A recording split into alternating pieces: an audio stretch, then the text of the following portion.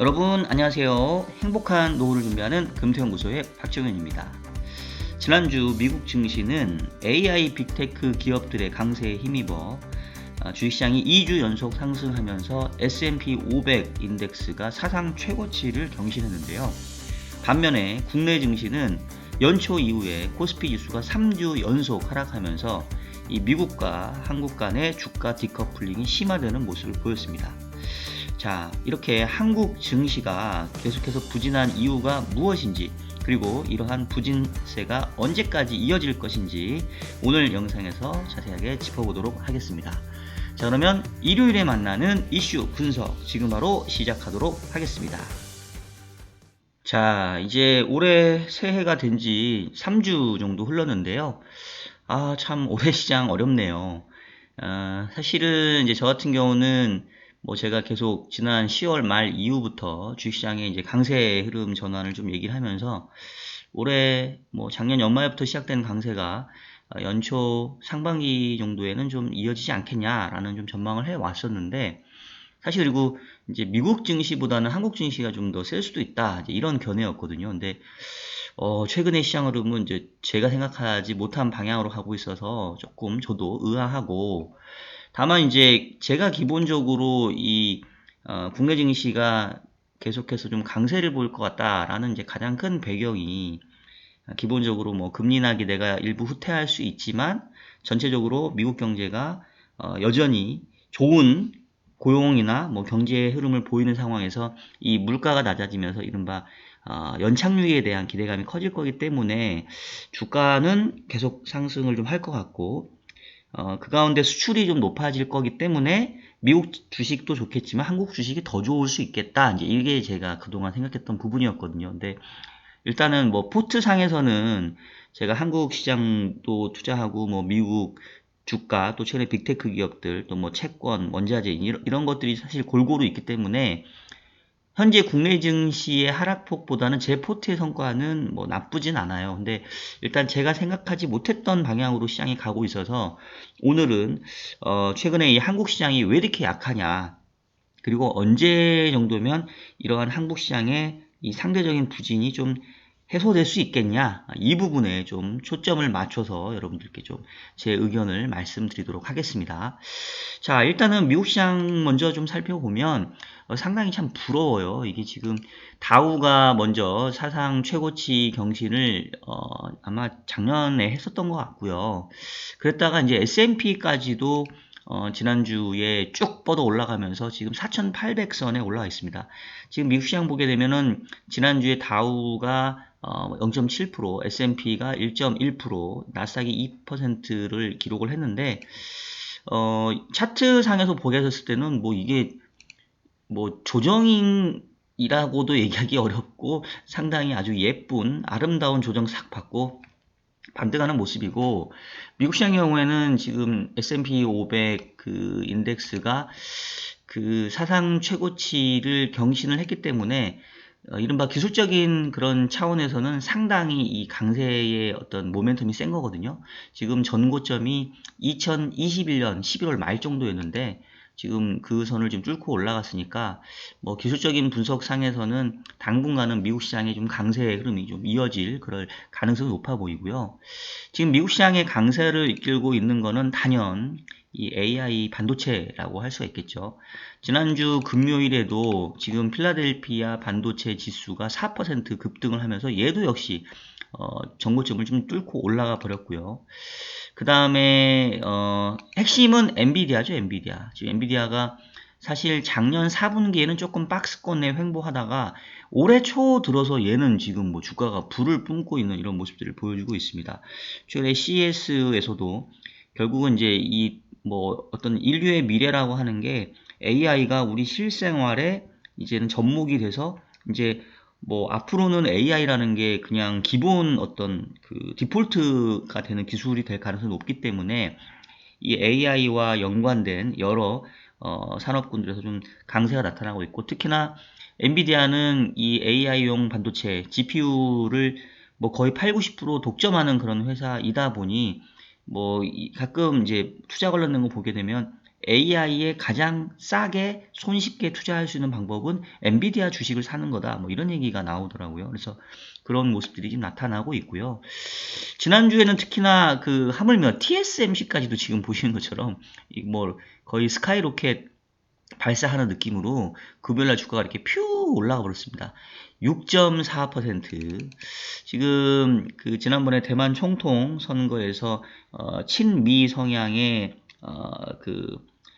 이름이 뭐였더라? 갑자기 이름 까먹었네. 하여튼 기존의 집권당 후보가 라이칭던가요? 예, 그 후보가 당선이 되면서 다소 조금 양안 관계에 대한 불안 우려가 있었는데 이제 그런 것들을 제외하고 그냥 TSMC는 그냥 날아가 버렸고요. 지금 주말 중에 뉴스를 보니까 오픈 AI의 샘 홀트먼인가? 제가 이름이 자꾸 이렇게 헷갈리죠. 하여튼 그 양반이 얘기하기를 이 TSMC하고 그다음에 중동의 투자자하고 이렇게 해가지고 이 AI용 반도체를 이제 직접 개발하겠다. 뭐 이제 이런 얘기 나오면서 이 TSMC에는 계속 좀 호재인 것 같아요. 그래서 이런 부분들이 지금 현재 미국 시장의 강세를 좀 이끌고 있고요. 우리나라도 지난주에 금요일 날 그래도 이 삼성전자와 하이닉스가 좀 쫓아가는 모습들을 좀 보였죠. 삼성전자가 79,800원 갔다가 71,000원까지 이제 급락하면서 거의 한국 시장의 이 부진 가장 큰 원인이 바로 이 삼성전자와 하이닉스의 부진이었는데 다행히 지난주 목금 좀 양봉을 좀 보여줬고요. 하이닉스 같은 경우는 이 삼성전자보다는 훨씬 더 주가가 좀 센 모습들을 좀 보여주고 있습니다. 그래서 결국은 미국 시장의 흐름은 계속 견조한 상승세가 좀 이어질 가능성이 높다. 여전히 이 고용시장 등등 미국의 기초 경제 펀더멘탈이 강건하고 그 가운데 이제 물가가 12월 달에는 단기적으로 좀 올라왔지만 지난주에 제가 말씀드렸던 것처럼 1월 이후에는 미국 물가가 다시 하향 안정화될 가능성이 크고 그렇다고 한다면은 미국의 금리도 지금 미국 금리가 10년물이 4.2대를 장중에 찍었다가 지난주 금요일에 살짝 좀 밀렸는데 제가 봤을 때는 이 정도면 지난 10월 말 이후에 가파른 금리 하락에 따른 기술적인 되돌림은 어느 정도 조금 일단락 돼 가는 것 같아요. 지금 1월 말 FMC가 예정이 되어 있기 때문에 아마 이제 그때까지는 추가적으로 뭐랄까요? 이제 금리 인하에 대한 기대가 이제 후퇴하는 과정에 있으니까 그 부분이 조금 부담이긴 한데 가격 측면을 좀 반영한 거 아니냐. 그래서 기본적으로 전제는 미국 증시의 강세 흐름은 좀 이어질 것 같다. 이게 이제 제 기본적인 전망이고요. 자, 이런 상황에서 결국 이제 한국 시장이 이제 왜 이렇게 부진하냐. 이거를 좀 따져봐야 되는데 제가 한번 적어봤어요. 왜 연초 이후에 한국 시장은 이렇게 바보가 됐냐. 보니까 항상 사후적으로 원인을 찾기에는 어렵진 않죠. 그래서 제가 한 몇 가지야? 이게 한 8가지, 7가지 생각을 해봤는데 첫 번째는 일단 지난 연말에 가파른 강세가 있었지 않냐. 그래서 그거에 따른 기술적인 부담이 좀 있었다. 두 번째, 미 연준이 3월에 금리 인하할 거다라는 기대가 막 8, 90% 갔던 게 지금 후퇴하는 과정에서 시장 금리도 반등하고 달러화도 강세를 보이고 이러면서 결국은 상대적으로 달러화 약세에 대한 혜택을 받던 비달러화, 특히나 이 한국이 이제 그동안 혜택을 받던 것들을 좀 토해내고 있는 과정인 것 같다라는 거. 그다음 세 번째가 이 이스라엘과 하마스로 시작했던 중동 불안이 지금 이제 홍해 지역에서 반군 후티하고 미국하고 서로 교전을 주고받고 공격을 하고 납포하고 여러 가지 이 중동의 지정학적 리스크가 줄어들지 않고 계속 커지고 있는 부분들도 부담인 것 같고 그 다음에 이제 대만 총통 선거 이후에 결국 아까 얘기했던 것처럼 이 친미 성향의 집권당이 당선을 함에 따라서 이제 대만과 중국 간의 관계, 전쟁 가능성, 이런 우려들이 좀 있는 것 같고요. 기억이 나는 게 중국이 대만에 침공을 해서 전쟁이 벌어지게 되면 오히려 대만보다는 한국이 더 경제적인 충격을 받을 거다. 이런 분석 보고서도 좀 있었죠. 그것도 좀 영향을 준 것 같고요. 그리고 최근에 이제 연초부터 이 북한의 김정은이 계속해서 도발 수위를 좀 높이고 있고 한국과의 이제 완전히 어떤 그 교류 이런 거를 이제 끊고 있죠. 돌이킬 수 없는 그런 길로 가고 있는데 이제 이게 모르겠어요. 이게 이른바 블로핑인 건지 아니면 그 뭐 태영호 위원이 얘기한 거 보니까 이거는 전형적인 그 뭐랄까 뭐 블로핑이다. 왜냐하면 한국하고 전쟁을 치르겠다는 놈이 어떻게 러시아랑 그 중국에 무기를 팔아 넘길 수 있냐? 말도 안 된다. 오히려 그 북한 내에서의 어떤 최근에 체제의 흔들림, 뭐 기사를 보니까 중학교 3학년인가 중학교 2학년인가 애가 한국 드라마를 보다가 걸려가지고 뭐 15년인가 21년인가 그 노동 교화형을 받았다는 거예요.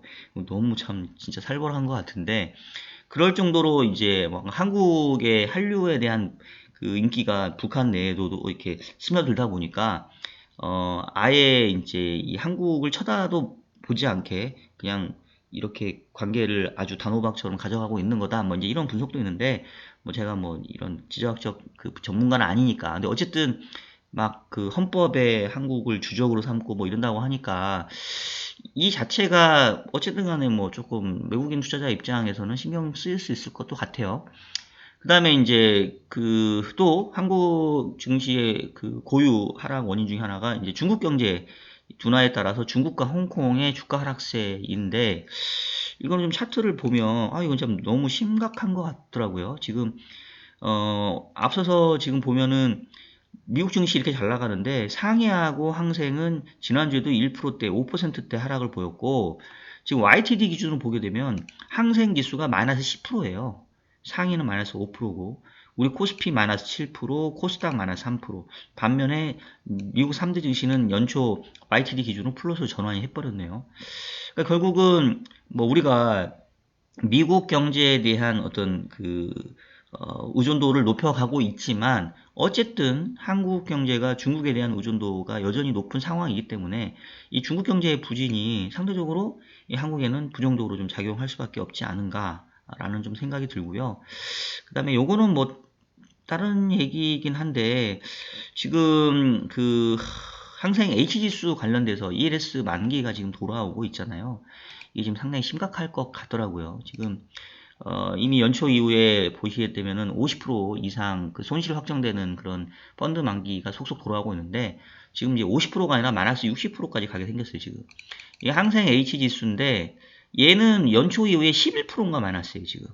아, 참나 이거 너무 가슴이 아프네. 투자하신 분이 주위에 있는지 모르겠네요. 지금 이 항생 H 지수가 항생 H지수가 뭔지 아시죠, 여러분? 홍콩 시장에 상장된 중국 기업들 주가입니다. 항생지수는 이 홍콩에 상장된 중국 기업과 홍콩 기업들의 총합이고, 항생 H는 그 중에서도 중국 기업만 따로 발라낸 거라고 보시면 돼요. 그러니까 중국 본토에 상장된 상해보다 이 홍콩에 상장된 항생지수가 지금 더 안 좋은 상황이고, 지금 이게 보시면은 언제적이야? 고점이 어딘지가 고점이 언제야? 2015년? 이건 좀 그런 것 같고 2017년부터 그냥 내리막이네. 그리고 이때로 보면은 2021년도부터 봐야겠구나. 지금 거의 대부분 ELS 펀드 만기가 한 3년 정도 될 건데 2021년도 초에 설정된 그래서 지금 올해 만기가 도래하는 이 ELS의 경우에 50% 주가가 지금 떨어진 거죠. 12,000이었던 게 지금 6,000 이하로 가면서 대부분 그 이른바 그 락인 베어리어를 터치를 하면서 이게 이제 주가가 만기 시점에서 그 최초 시점을 회복하지 못하면 그냥 그 손실이 다 반영이 되는 이제 구조가 돼버렸고 어쨌든 이제 이런 부분들이 국내 증시에 투자자에 있는 간접 투자자들로 하여금 지금 뭐 손실이 50%씩 나는데 새롭게 다른 국내 주식 뭐 종목에 투자할 수 있는 여력이 지금 있겠냐 계속해서 뭔가 수요를 잠식하는 뭐 이런 걸로 좀 작용을 할 수 있는 것 같고요.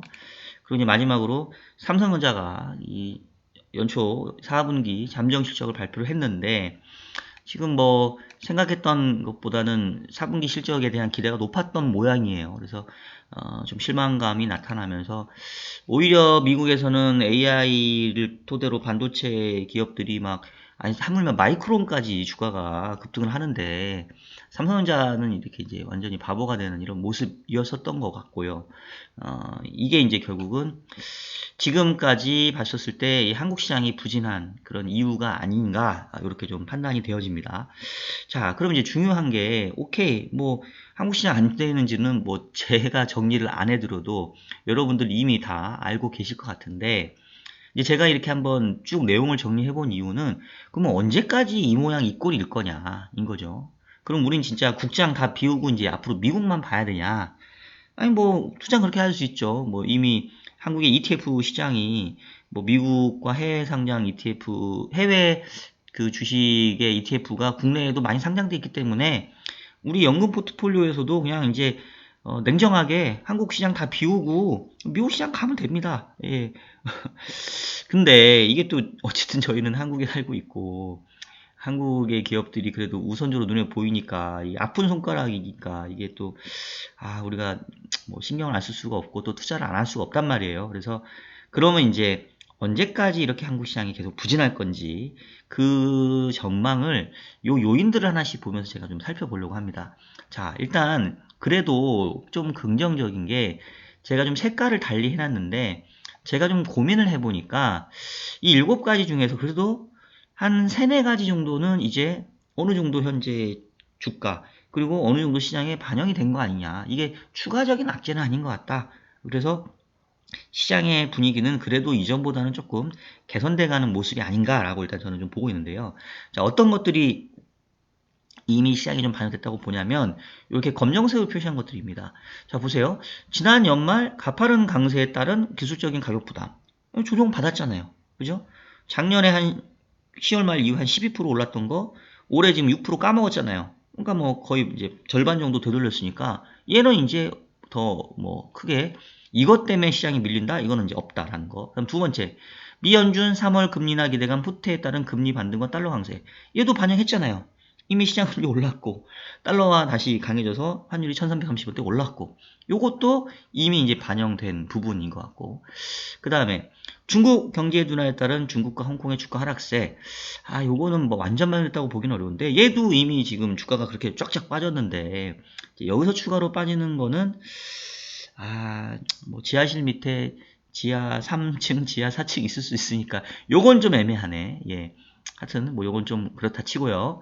그 다음에 네 번째 삼성전자 4분기 잠정 실적 어닝 쇼크 요것도 발표가 어느 정도 반영됐고 그 다음에 이제 요번 주에 사실은 저는 좀 그 중요하게 보는 이벤트가 요번 주에 뭐 화요일날 BOJ 수요일날 BOC 캐나다 그 다음에 뭐 목요일날 ECB 회의 쭉 그 약간 그 세컨티어 국가들의 통화정책 회의가 있어요. 근데 뭐 이것보다는 금요일에 발표될 미국의 PC 물가 이에 따라서 과연 이제 연준이 정말로 금리 인하를 언제까지 늦출 거냐 이제 이 부분이 결정될 거라 이제 이게 이 매크로 이벤트 중에서 제일 중요한데 저는 국내적으로 중요한 거는 목요일 날 발표되는 SK 하이닉스의 4분기 잠정 실적이 아닌가 싶습니다. 일단은 삼성전자는 그 어닝 쇼크가 나오면서 실망감을 줬는데 혹시나 하이닉스가 조금 긍정적인 잠정 실적을 좀 발표하거나 내지는 이 TSMC처럼 뭐 4분기는 뭐 쏘쏘했다 치더라도 올해 1분기 이후에 실적 좋아질 거야. 우리 AI용 뭐 HBM 뭐 수주 엄청 늘었어. 뭐 이제 이런 약간 긍정적인 게 나온다고 하면 이 삼성전자의 4분기 잠정 실적 어닝 쇼크에 따른 부분도 조금 상쇄되지 않겠냐. 그래서 대략 4가지 정도는 어느 정도 악재가 좀 반영된 걸로 좀 생각이 되고요. 다만 이제 아직까지 계속 해결이 안 된 문제, 뭐 지정학적 문제는 어떻게 답이 없잖아요. 뭐 제가 해결할 수 있는 문제도 아니고. 그 다음에 지금 홍해 지역에서 일단 미국은 조금 발을 빼고 싶어 하는데 선거도 있고 하니까. 근데 일단 뭐 친이란 이 예멘 반군 후티는 뭐 계속해서 뭐 존재감을 드러내는 것 같고 또 요즘 보니까 파키스탄하고 이란하고 또 막 서로 폭탄 주고받고 그러고 있더라고요. 그래서 그 동네는 참 이게 뭐 답이 안 나오는 것 같은데 다행인 거는 그래도 유가가 여러분 안정적이기 때문에 그래도 제가 봤을 때는 그거는 시장에 그렇게 추가적인 충격을 줄 것 같진 않아요. 제가 이제 계속 말씀드리지만 이 1월 달 물가는 그 다른 변수, 유가만 급등 안 하면 진짜 다음 달 그 중순에 1월 물가 발표되면 분위기 또 바뀔 수 있다고 저는 보거든요. 그래서 유가 흐름이 되게 중요한데 다행히 이 유가는 70불 초중반대에서 잘 유지가 되고 있습니다. 그래서 뭐 이 홍해 지역에서의 중동 지정학적 불안감 조금 찝찝하긴 하지만 유가만 버텨주면 괜찮다는 거. 그 다음에 이제 근데 이제 요 두 개는 사실 저도 정말 좀 뭐랄까 답이 없을 것 같아요. 대만 총통 선거 이후에 이제 대만과 미국, 중국 간의 갈등이 좀 더 심화될 수 있는 거. 그다음에 북한이 뭐 또라이 전략으로 나가면 진짜 뭐 군사적인 행동하고 뭐 계속 또 뭐 선거가 있으니까 남남 갈등을 좀 일으키려고 하면 뭐 계속해서 지금처럼 이렇게 이간질 시키는 전략도 나올 수 있어서 뭐이 부분은 사실은 저도 잘 예측이 안 되는 부분입니다. 근데 어쨌든 그동안 한 7가지 정도가 이 국내 시장에 상대적인 그 어떤 부진을 가져왔다고 한다면 일정 부분은 좀 완화되고 있으니까 일단 제 전망으로는 저는 대략 뭐 2440선 요 정도 수준에서는 가격 조정은 좀 일단락 된 거 아니냐. 뭐 올라온 거에 절반 정도 되돌렸고 그다음에 지난주 금요일 날 미국 주가가 이제 아주 그 화려하게 주가가 확 올라가면서 좀 끝났기 때문에 그리고 그 주도 업종이 바로 반도체였기 때문에 우리 시장도 삼성자와 하이닉스가 조금 힘을 내지 않을까라는 좀 기대를 해보고 있습니다. 그래서 일단은 국내 주가가 이제 그 뷰는 제가 수정을 할게요. 미국보다 한국이 더 셀 수 있다. 요거는 제가 수정을 하겠습니다. 그건 제가 잘못 본 것 같아. 아유, 한국이 이거 미국보다 세기는 어려울 것 같고 지금 이제 미국의 강세를 얼마나 쫓아갈 수 있느냐라는 부분에서 그동안에는 따로 놀았다고 한다면 그래도 일정 부분은 혜택을 볼 수 있다. 그리고 이제 결국은 미국 시장의 강세가 이 미국의 AI 반도체, AI 산업에 대한 어떤 이 혁신과 기대감이기 때문에 결국 미국이 주도할 수밖에 없을 것 같아요. 다만 이제 한국도 반도체의 어떤 업황에 대한 그 비중이 높으니까 우리 시장이 이렇게 계속 거꾸로 가지는 않지 않겠냐라는 정도. 그래서 일단은 가격 조정은 어느 정도는 좀 마무리되고 조금 이제 반등을 좀 시도할 것 같은데 미국 시장의 강도를 쫓아가는 정도다. 뭐 미국보다 더 강해지면 어려울 거다. 이제 이런 정도이고요. 미국 대비 한국 시장이 이제 강해지려면 결국은 전제 조건은 달러화, 즉 이 원달러 환율이 이제 좀 강세로 가는 모습들을 좀 보여야 될 거예요. 지금 1339원 정도까지 올라왔는데 이러려면은 일단 1월 FMC가 좀 넘어가고 2월 중순에 발표되는 1월 물가가 제가 지난주에 친절하게 설명을 드린 것처럼 12월 물가 대비 좀 하향 안정화된다. 이러면서 뭐 3월은 아니더라도 미국의 금리 인하가 좀 가시화되면서 달러가 좀 강해진다. 약해진다. 그러면서 원달러는 좀 떨어진다. 요때가 아마 이 한국 시장이 미국 시장 대비 상대적인 약세를 조금 이렇게 만회하는 이런 모습이지 않을까 싶고요. 그럼에도 불구하고 이 중국이 계속 부진한 상황에서는 뭐 크게 엄청나게 뭐 뻗어나가기에는 중국이 계속 좀 발목을 잡을 수밖에 없을 것 같다. 뭐 이런 정도의 말씀을 좀 드리도록 하겠습니다. 자, 그리고 최근에 조금 이슈가 있었는데 제가 소화하지 않은 게 그 가상화폐 관련된 부분인데 지금 가상화폐가 얘도 좀 재밌어요. 지금 비트코인 ETF, 현물 ETF가 승인 나면서 한때 6,600만 원 갔던 게 지금 5,700만 원 좀 하락을 했는데 얘도 제가 봤을 때는 그 통화정책하고 좀 비슷하게 갈 것 같습니다. 일단 1월 FMC 2월 중순 발표되는 1월 물가가 좀 안정되면서 다시 이 조기 금리 인하에 대한 기대가 커진다고 한다면 뭐 그때는 비트코인 가상화폐도 조금 다시 재반등하지 않겠냐. 그 전까지는 조금 약간 박스권 흐름 보일 것 같고 이제 왜 제가 이제 가상화폐 말씀드리냐면 이제 가상화폐도 제도권 시장에 들어와 버렸잖아요. 그래서 그 우리 국내에서는 현물 ETF는 못 사지만 뭐 선물 ETF는 투자할 수 있는 거고 또 이 가상화폐와 관련된 뭐 거래소라든가 또 자산운용사라던가 이런 부분들에 또 간접 투자할 수 있는 길이 열렸으니까 항상 제가 얘기하지만 우리 연금 투자는 다양한 자산군에 투자를 해야 됩니다, 여러분. 그냥 국내 증시에만 목매고 있으면 보세요. 지금 얼마나 뭐 열받고 얼마나 부진하겠어요. 제가 아마 1월 포트를 2월 초에 또 말씀을 좀 드릴 텐데 저는 어쨌든 그래도 이 해외 포지션이 꽤 있다 보니 한국 시장보다는 선방은 하고 있습니다. 그러니까 결국은 어느 자산군이든 우리가 관심을 갖고 분산 투자를 해 놔야 우리의 목표는 꾸준하게 안정적인 성과를 이루는 거잖아요. 저의 타겟 수익률은 제가 연간 7%라고 제가 말씀을 드렸죠, 여러분. 저는 그 이상도 바라지 않아요. 대신 매년 난 7%만 내면 돼요.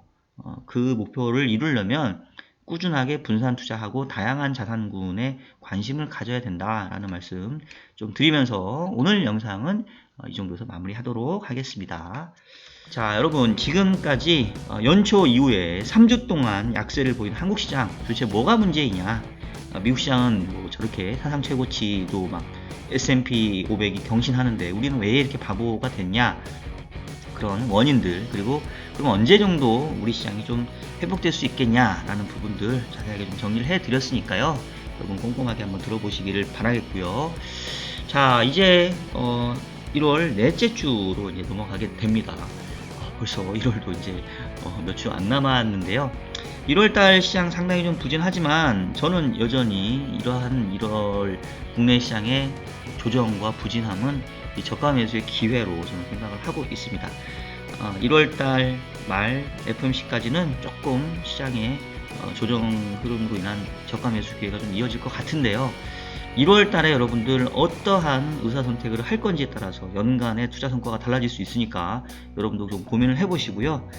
제 의견은 참고만 하시길 바라겠습니다. 자, 그러면 저는 다음 주 일요일에도 유익한 영상으로 여러분들 찾아뵙도록 하겠습니다. 우리 모두 금태하는 그날까지 여러분 함께 하겠습니다. 여러분 안녕.